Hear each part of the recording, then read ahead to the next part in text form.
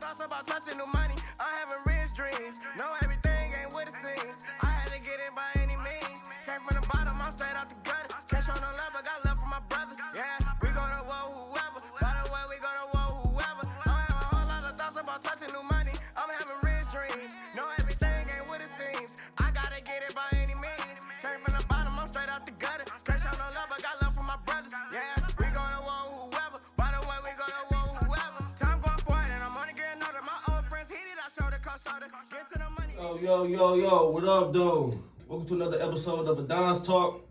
I'm your host, ShawnDon, of course. But before we get to this episode, I need everybody to like, comment, subscribe, share. Like, comment, subscribe, share. I greatly do appreciate that. I got a special guest in here today. For y'all probably do know, one of the top dogs on this DJ and shit. Great man. We were just talking. I think he's somewhat of a hooper. I got my guy Hev up in the building, man. Thank you for coming through, bro. So for those who don't all the way know, you know what I'm saying, what is exactly that you do, bro? I'm a DJ, I'm a host. That's really it for the most part. I'm starting to get into more like content creating. But you know, ball is life, before anything, you know what I'm saying? I've been hooping since I was, 4 or 5 years old, so. That's like your first love in a way, huh? Yeah, for real. What part of town you grew up on? For the most part, I grew up in the burbs, with the Solar. Moved to Solar when I was around like 7, 8 years old. Before that, I used to live around the Lee Miles area. Okay. Off Langley and, in Cleveland, so. Mama got me up out of there early because she knew what type of vibe it was over there. Absolutely. Absolutely. So, have you always had the entrepreneur mindset, or did that come later on in life? I would definitely say it came later on in life. I have I don't have no problem working a job, but like in our day and age, in our generation, being an entrepreneur is really being pushed upon heavily.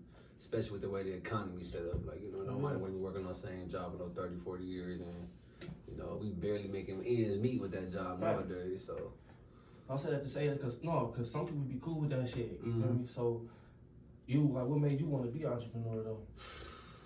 I got a problem with authority. Right.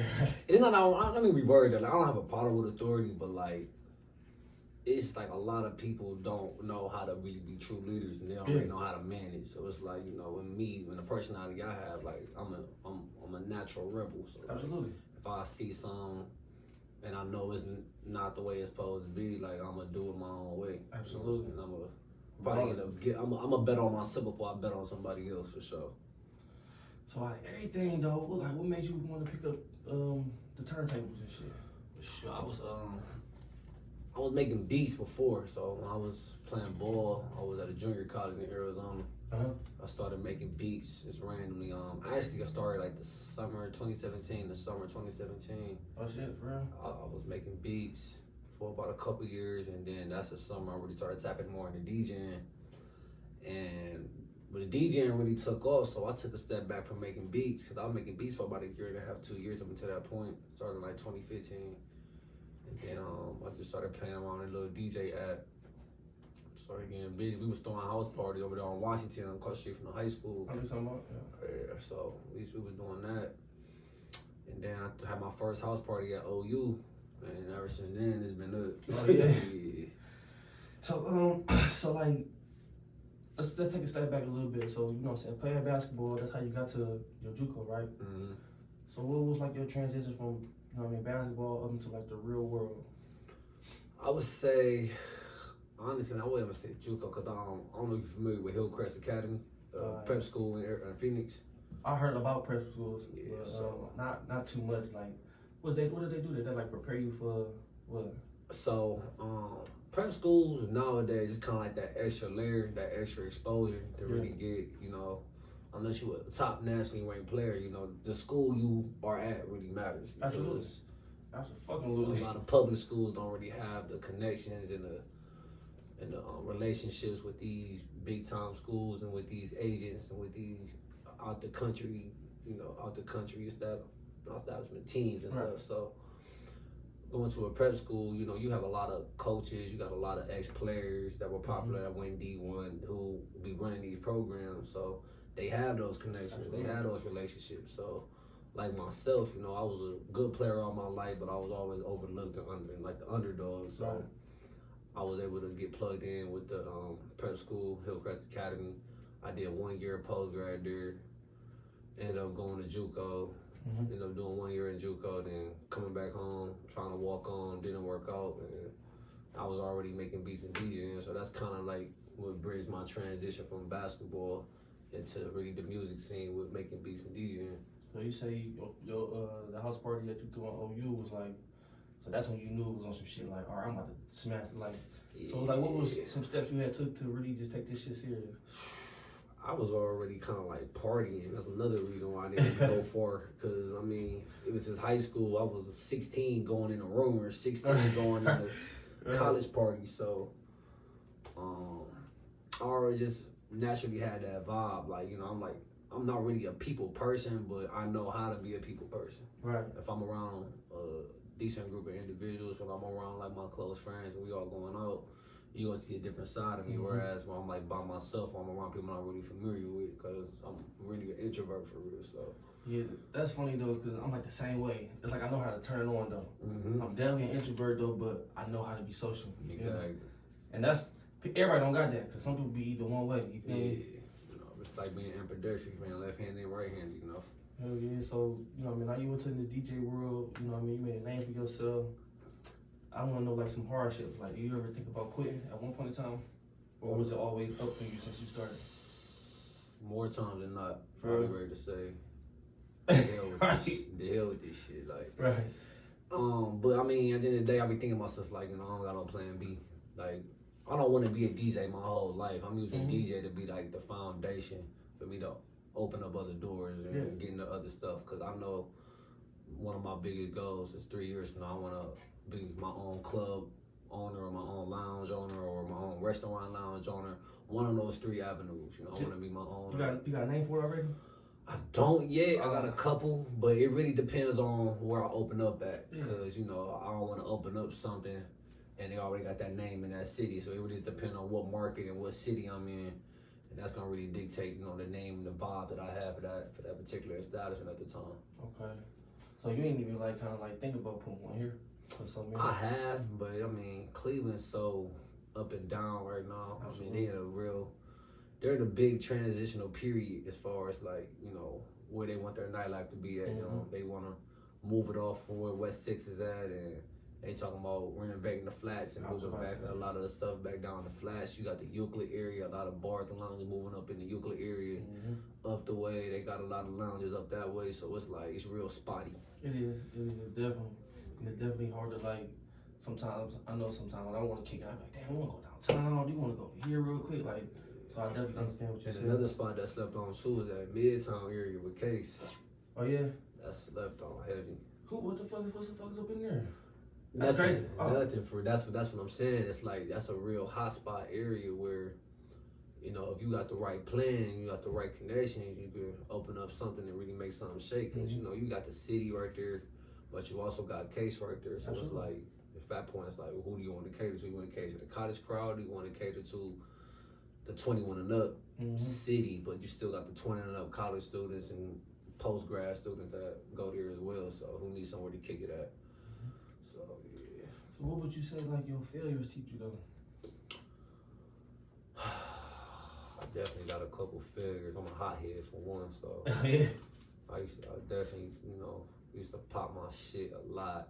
I'm starting to calm down a little bit, you know, be more professional. All that, you know, professionalism, all that go into it. Really, I mean, as far as failures though, I mean, pertaining to what though? Like me being a DJ or just overall in life? Shit. I can say both, for real. Both. Because all that shit wrap up in the real world, you know what I mean? Anyway, so you failing in the DJ world kind of maybe taught you some shit in life also, you know what I'm saying? So I would say, as far as like failures, I mean, me being reckless. Definitely learned early on being reckless, you know, partying a lot, you know, drinking, smoking, all the other shit, you know. Pay the consequences for that. Yeah, absolutely. Along with recklessness, being a hothead, you know. But now that shit calmed down now. Judgment of character for sure, being able to, you know, realize who I'm dealing with, what they into, and how that can affect me, and not only me but people I'm around and the branding and stuff like that. How that can whole ass make people that's higher up not want to invest in me, which is definitely a big thing, especially when moving up in the game. You need them investors, you need that circle to really be locked in with. So absolutely, bro. So like, what artists do you listen to like keep you turned up or keep you motivated? I was literally just thinking the other day, like I finally came up with what I think is like my top 5 favorite artists. Who that? Future #1. Okay, that's honorable. Lucky. Lucky Day? No, Lucky. His name just go by Lucky. Okay. He an artist. He's from Chicago. He want like an underground type artist, but he's starting to really come on mainstream now. He was like like the Playboy Cardi's actor. One of those like that, yeah. So Future, Lucky, Babyface, Ray. The last 2 is that's where I get a little shaken up at, because it really just depends on my vibe. Like I can say Larry June, Primo Rice, or I could go with Blue Bucks Clan out of California. I heard of them. It really just depends on my vibe. You be having like them old school vibes sometimes? Some Brent Fayez for sure. That's definitely in my top 5 for sure on the R&B side. But overall, he's in my top 5 for sure. And that dude, man, he been around for a minute. Yeah. And like he just now kind of getting this recognition. You know what I'm saying? I'm not a super big fan of him though, but I see what the fuck going. He was in that one song with Shock Disney. You see money, man. I didn't even know that was him. Crew, yeah. He was in Crew. And that was years ago, and he still, and he just now kind of like breaking through the where he trying to go. That's how it be though, because the industry is tough. It's like, you can have all the talent in the world, but and I tell artists this all the time, like, you could be talented as hell, but if you don't got the right marketing team behind you, you don't got the right branding behind you, you still all up in the streets. Rap police is real. Absolutely, for sure. So it's like all that shit that can really, hinder your success. Because once you hit that spotlight, all the cameras are on you, all the lights are on you. So like, you being in the DJ world, how do you deal with artists in the city? I know they be trying to. I think this is what I think. I know they be having hit your DM like, hey bro, next time can you play this? Can you play that? Like, how you deal with that shit? I give them a price. Oh hell yeah, right.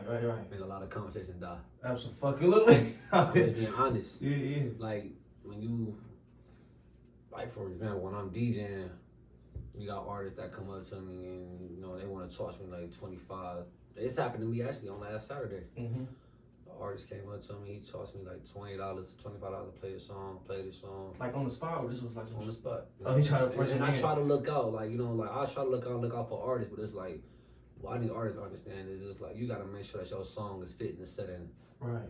And a lot of times I done got a lot of backlash from artists because like I done played their song, it ain't fit the vibe, and I cut it early. Yeah.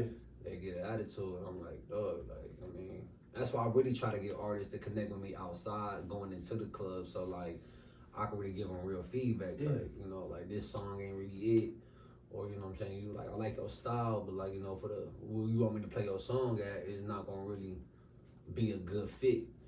So it's like that's what I be wanting artists to know going into it, and then also like it's cool if you send an artist an artist and a DJ they song, but it's better if you send an artist. You send an artist and a DJ their song, and then they're present when the DJ is playing their song. Because it's like, I'm not about to just be recording while I'm playing your song. Like, I got a whole bunch of other shit I'm worried about. I'm worried about loading the next song, making sure the crowd is engaged, everything else. So like, I might, if it's like a really good song and I see the crowd engaging with it heavy, then I might put the camera up. But 9 times out of 10, I'm not gonna go on my way to do that. You having a good time at the same time too. Exactly. But when you got when the artist is there in the establishment and his song is being played, he can market himself. Yeah. He got his people with him. Once his people is turning up to the song, the energy is gonna feed throughout the room. Absolutely. So that's just an advice that I give out to artists everywhere, especially when y'all wanna connect with DJ, because I see a lot of the DJ and artist community is kind of like, in a rough patch right now. But you got DJs like Splash Rob who really been putting on for the city when it comes to the artists. Shout out to Splash too, man. He been doing his thing with that with Easy Banks too. Yeah. I'm just really selective when it comes to what artists I choose to really work with and really invest into. Yeah, no, I say that to say is because I'm a man of understanding, you feel me? And I ain't too biased. I be understanding a lot. And DJing in the club, I know for sure that ain't a good thing, an easy thing to do. I think people just think that they can just press play and then just let it go, not knowing the ins and outs of the, you know what I mean, what you gotta pay attention to, you know what I mean, as a DJ. I mean, honestly, that's really what it is now. Right. It's a lot of pressure, a lot of push button DJs that's making it seem like they doing more than what they really doing. And like, then you see a DJ like myself, and you really see me working. Like I get creative in that motherfucker. Yeah. Like I come up, I never play the same set twice. No, for sure. And it's like Cleveland is weird because it's like a weird period because it's like, you know, a lot of the same songs they tired of hearing, but at the same time you got a large group of people that still want to hear them same songs because they're not really tapped into the new songs that's coming out. So it's like, as a DJ, if I play this song that I know is a good song, the crowd might not be as receptive to it. You're gonna have a couple people that might be, you know, feeling it because they hit, but it's like overall, you want the majority of the crowd to be engaged. It is easy to get comfortable playing the same songs around the same time because you know that the people are gonna engage with it. Especially when you got bottles popping and you got the peak of the night coming. Crowd going. It's a nice crowd in that motherfucker too. Yeah, it's real touchy. But I mean, I scratch, I mix. My transition is like butter. I mean, I just take pride into that shit. Like, you heard at the brunch. Like, for sure. Like, that shit, that's an art to that shit, for real. Absolutely, man. At the fucking brunch, I was like, man, bro, hard. And I see you, I've been in the clubs the few times I do go. I'm hip to you, though. I just, you know, we obviously didn't know each other, though, but I just be like, yeah. I even asked somebody about you. I'm like, shit, who the fuck like top 5, you know what I mean, in the city on the DJing side?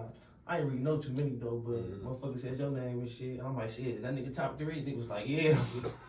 It's crazy, though. I be hip, man. I be hip, bro. But even outside the DJ shit, though, like, honestly, I don't know how to DJ in the city. Because, like, there's not, you got DJs that's just DJing and getting booked for gigs, and you got DJs that's hosting and DJing gigs. Like, I'm doing shit outside the city right now more than anything. Like, I just put together a Hold on, wait. We're gonna go get to that. You know, I ain't gonna spin the beans yet. We ain't gonna spin the beans yet. All right, you know what I'm saying? Hey, so you up in this entrepreneurial world, man. What you think is most important with this shit? Faith, mental toughness, or ambition? Ambition. Elaborate. I feel like ambition is more because it's like you gonna have a lot of failures. A lot of failures when it's entrepreneur game. They like motherfuckers think this shit easy. It's like you take one step up, you're gonna get knocked down 2 more steps. You gotta go back up again. You know, you're gonna go up 3 more steps, you're gonna get knocked down 4. You know what I'm saying? You're gonna go up 4, you're gonna get knocked down, you know what I'm saying? So it's like if you got the ambition and you got the determination to really get to where you wanna go, you're gonna eventually get there because you're gonna learn through trial and error. Absolutely. Me being a DJ and me having my own brand, and I've learned through trial and error. Yeah. Countless times, starting off at OU, doing house parties. Like I started off doing house parties. Yeah. Now I'm doing out of town shit. So it's like in a matter of 6 years, like that shit is a lot. That's a big jump in a 6-year span. Like it's a lot of DJs in Cleveland right now who've been DJing for decades. They ain't never put together their own out of town shit. Like you know what I'm saying? So ambition is definitely, I feel like, the biggest thing. If you want to put it in order, I would say like ambition, mental toughness, and faith. Because you definitely got to be built different mentally to really withstand a lot of this shit. This is a tough industry. Right. Because motherfucker ain't, like you said in the beginning, like ain't no fucking plan B. So like nigga, you gotta get this shit going. So like, do you remember when it was really, really clicking for you? Like from the transition from the, you know what I mean, the house party days up into the club scenes, up into the out of town shit. Do you remember what was like a period was like? Yeah. Probably when I was at Park, had my own night. Me and my brother. Park Social? Yeah. Oh yeah. Okay. Me and my brother Cali. That's my host. My brother, me and him. We started in the pandemic. So we started like on a Friday nights in Cleveland weren't really popular. Right. But in a pandemic, like we really started at the bottom. And we took a dead night at Park Social in the middle of a pandemic to arguably the most popular night in that motherfucker in a matter of a year. No, in fact though, Park was definitely a vibe though at them time. I remember for sure. Yeah. Because I'm about to say the only competition we had around that time was rumor. And it was times where it was like you either went to rumor or you went to park. Absolutely. And it was a couple times where it was like, you know, the big weekends where you had both spots going. Mm-hmm. And I felt like that was great for the city because it showed that like you can have two of the most popular establishments going at the same time. It don't gotta be one on another. And Right. I feel like that's more money for everybody. And that's just a show right there, like, you know, everybody literally can eat. For sure. For sure. Yeah.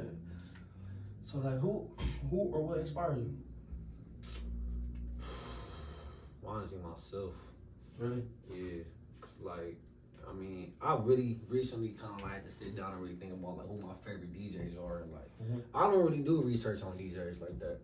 I don't really be into like, I ain't gonna say I'm not into it. Like maybe I should do more like a homework and a history lesson on DJs. But I mean, like I got my own style with this Right. shit. Like I don't really be like, oh yeah, you know, back in the day, you know, this DJ was this, DJ Right. was that. Like I know of some, but like I can't really sit here and tell you like who my top 10 favorite DJs are. Oh, so like you don't really like have a blueprint, somebody that you already follow. You kind of just winging it as you My go. own blueprint. Yeah. Got my own sauce to this shit. Got my own recipe. Yeah, nigga, all this shit for sure. That's how I gotta be though, man. Yeah. For sure, bro. So what's like 3 words that keep you moving forward? 3 words or a phrase that you kind of like stand on, like when the times get low, you just remember the words or that phrase. You be like, all right, let me get myself back up. Fuck this shit. Literally, like, fuck this shit, nigga. Like, I'm about to turn up. Right. That's all a nigga did sometimes, man. Like, A little self-talk. That's really what it be. That just be like, bro, I'm like, nah, it's time to turn up. Like, I'm like, especially when I'm feeling some type of way, I feel like I'm being slept on. Like, I'm still being slept on. Like, I'm not, you don't see my name on some of them big flyers, like when they bring artists to the city, or you don't see my name in some of them newer establishments, you know, I ain't gonna say no names, but Yeah. I'm still heavily slept on. I feel like I'm being blackballed right now to an extent, but They gonna spin a bin. they always do. They always do, and by the time they spin that bin, that's when I'm gonna need that front end back. You know what you gotta do, for sure. You know what you gotta do, man. So, Like, what's in store for you in the future? in the future, man, I'm gonna have my own. All right, no, let's get back. That's my fault. That once I had cut you off on. Oh yeah, What you yeah, about to- yeah. What's that? Let's talk about that a little bit, man. So I got. The out of town shit, man. I got. Hold up, wait. I know this episode is getting really good, but today's episode is sponsored by Life's a Gamble, Double Nothing Clothing. Have you guys want to check out our merch yet? Well, you can do so while watching this episode right now. I'm gonna leave the description down at the bottom, but we got our new dad hats, t-shirts, hoodies, whatever you need, we got. It's a story that everybody can relate to, so you might as well go ahead and cop one for yourself or for a friend, though. But we greatly appreciate it. Hit the link, cop some merch. LA next Friday, we'll be at Club Dragonfly. Uh-huh. We got connected to my homie C Hood, DJ C Hood. Shout out to him, man. Yeah, LA native, that's my dog. I brought him out here last year when I was at Park, and he been bringing me out to LA, and he's actually been that bridge, and he's been that person to really get me tapped into that LA scene. So I ain't gonna lie, without him, I would not be going to LA like Right, that. for sure. It would be taking me a different route. But How long you there for? I'm gonna be out there probably for the weekend. I'm gonna try to give me some more gigs built on that calendar, make some more pay. But as of right now, I'm gonna be at March 24th. I'm gonna be at Dragonfly in Hollywood. I did my birthday party there. Went crazy in there. So they've been fucking with me since. Locked in with them. And then after that, April 27th through May 1st, me, Cali, my brother Rich Cali, and then Tudor. Yeah. We put together a Cleveland and Houston takeover for Tudor's birthday weekend. So he gonna be celebrating his week. He gonna be celebrating his birthday out there and bringing the city out there and making some good plays out there. Oh, that's gonna go up, man. Yeah. Niggas love Houston on top of Wakiki too, man, type shit. That's gonna be hard. We got welcome to Houston on Friday. A pool/day party Saturday, then a bottle wars Saturday night. Let me backtrack. Welcome to Houston at Saki, then a pool party, day party at Saki on Saturday, and then Saturday night we're gonna be at a club called Hayes for bottle wars, and then we gonna conclude it Sunday with a brunch, Ladies Love brunch at Varsity. So Oh, it's gonna go up, man. I'm gonna have some super fucking fun too, man. it's gonna be crazy. So like, besides, you know what I mean, the endeavors that you taking on, the DJ and shit, what advice would you give to somebody that's like 20, 21, 22 that's trying to find themselves, man? In DJ, No. in general. In general? In general, Yeah. honestly, just stay true to yourself. Cause you know, in this day and age, with all the distractions that we got, social media, you know, the streets, all type of distractions going on. Really, just stay true to yourself and really just try to figure out what you want to do in life. Yeah. And once you figure out what you want to do in life, just stay focused and just stay true to what you want to do. And just, cause I mean, like I said, I mean, you know, it's easy to get distracted. It's easy to change course and want to do this, want to do that. I mean, if you in your early 20s, you know, trial and error is big. You know, try as much stuff as possible. You never know what you might end up doing. I never thought I would be a DJ. Right. At 27 years old, growing up, I thought I'd be in the league hooping. So For sure. For sure. So yeah, it's really just stay true to yourself.